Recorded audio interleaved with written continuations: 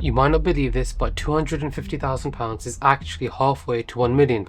I know mathematically it sounds completely wrong. 250k is only a quarter of a million, right? But here's the twist. In terms of time, 250k is the halfway mark, and let me show you why. If you invest £10,000 a year into the stock market and earn an average return of 8%, it takes about 13.8 years to go from zero to your first 250k. So how long would it take to make the next 750k? That is 3 times more money that you would have to make, and you might think it would take 3 times longer, but it doesn't. Thanks to compounding, that next 750k also takes around 13.8 years. In just the same amount of time it took you to earn your first £250,000, your money can go 3 times as much and carry you all the way to £1 million.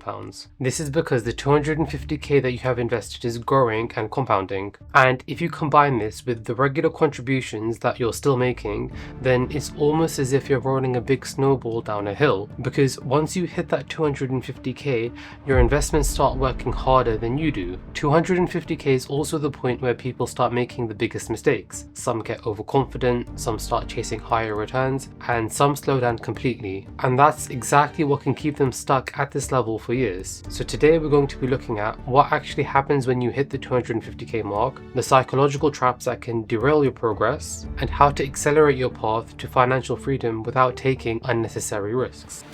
Here's the table that explains exactly why 250k is the real halfway point. So by looking at this table, we can start to see the relationship between how much you contribute yearly and the number of years it takes to hit 1 million. So as you increase your contributions, you'll hit the goal of £1 million a lot faster. For example, if you had increased your yearly contribution to say 12k, you can see it reduces the time down by 2 years. And this will also change your halfway point in terms of time. If we contribute even higher, so 24k a year, then you can hit 1 million in 18.4 years. The halfway point has also increased to 324k. And finally, if you were to contribute 36k a year or 3k a month, you can see it only takes you 14.8 years to reach 1 million, and the halfway point is closer to 354k. And when you look at all these numbers, you can really see how quickly your net worth starts accelerating once you pass that halfway mark. But now I wanted to talk about something really important: the challenges you face on the way to these milestones. The problems you deal with at 100k are very different from the problems at 250k. At the 100k level, discipline is the biggest obstacle. You usually get there by avoiding impulse purchases, keeping your expenses under control,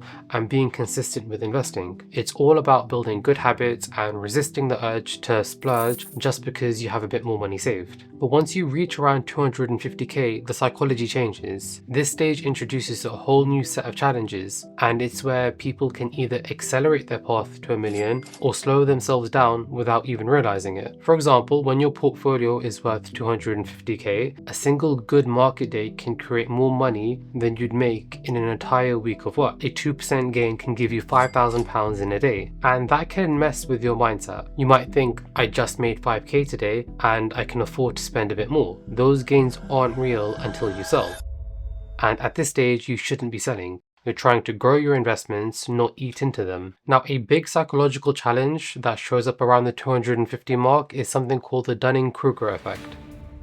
This is basically when someone has just enough success to think that they're now an expert in everything. At this stage, you've done well, you've avoided lifestyle creep, and you've built up real savings. You made consistent decisions that got you here in the first place. But your brain starts telling you, hey, I've done pretty well, and maybe I'm really good at this money stuff. And that's where the problem can start. The Dunning-Kruger effect is a bias where people overestimate their abilities, usually because they don't know enough to realize what they don't know yet. And you'll see this happen all the time in investing. Someone makes money in a bull market and suddenly they think they're the next Warren Buffett, or a single lucky trade convinces them that they have a system, or they start chasing even higher returns because normal investing now feels too slow. The danger of that: one overconfident decision can wipe out years of progress. If you lose 50% on an investment, you need a 100% gain just to get back to where you were before. And that math destroys people, especially around this stage, because they now have enough money where a mistake can actually hurt them. And that's why the goal at 250k isn't to get fancy, is to keep growing steadily, avoid big swings, and not risk the capital that took you years and years to build.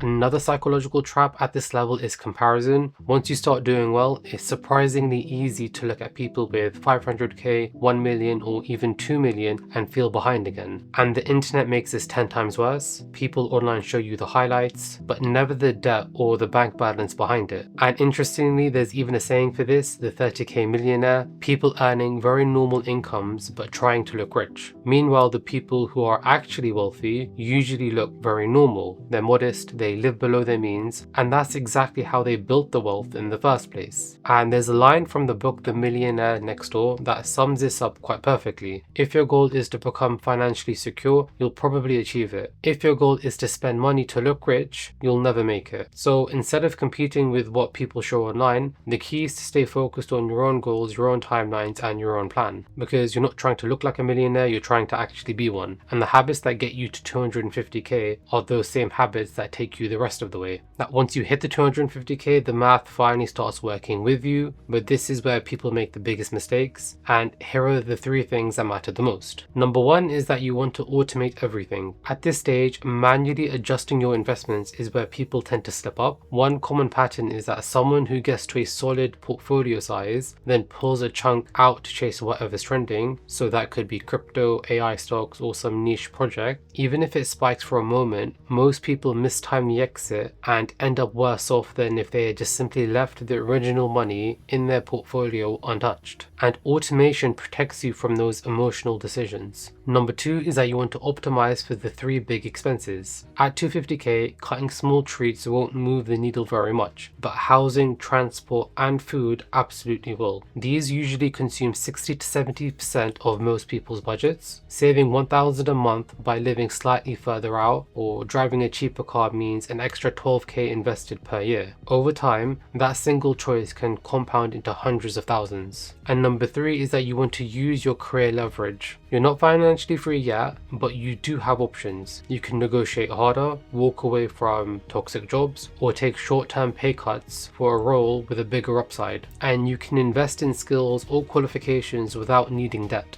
And these strategic moves could even shorten your path to 1 million from roughly 14 years to maybe 8 or 9 years. The key point is 250k isn't the time to get reckless, it's the time to tighten your systems, be intentional with spending, and use your newfound leverage to grow your income even further. And if you do that, the journey to 1 million becomes far more predictable.